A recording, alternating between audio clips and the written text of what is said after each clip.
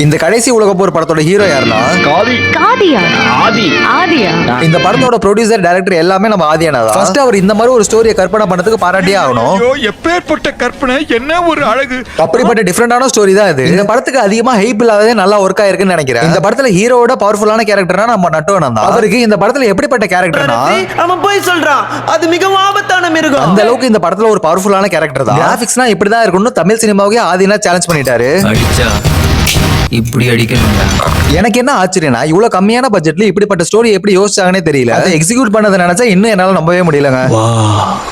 என்னால நம்ப முடியலடா. ஆமாங்க, அந்த அளவுக்கு ஸ்டோரி கொஞ்சம் ஃபியூச்சரிஸ்டிக்கா இருக்கும். பட் இந்த படத்தோட ஸ்டோரி லைன் ரொம்ப சிம்பிள் தாங்க. அதை ஒரே லைன்ல சொல்லணும்னா, நீ நானும் ஒண்ணு, காந்தி பிறந்த மண்ணு, டீ கடையில நின்னு தின்னு பாரு பண்ணு. தமிழ் சினிமால டிஃபரெண்டான ஸ்டோரி எதிர்பார்த்தீங்கன்னா கண்டிப்பா இது உங்களுக்கான ஃபிலிம் தான். என்னங்க பெரிய கேபாப், எங்க என்ன ஹிப்ஹாப் தெரியுமா? பெரிய கேப்பாப்பு ஹிப்ஹாப் தெரியுமா? ஹிப்ஹாப்ல எங்க ஆதி நாடா.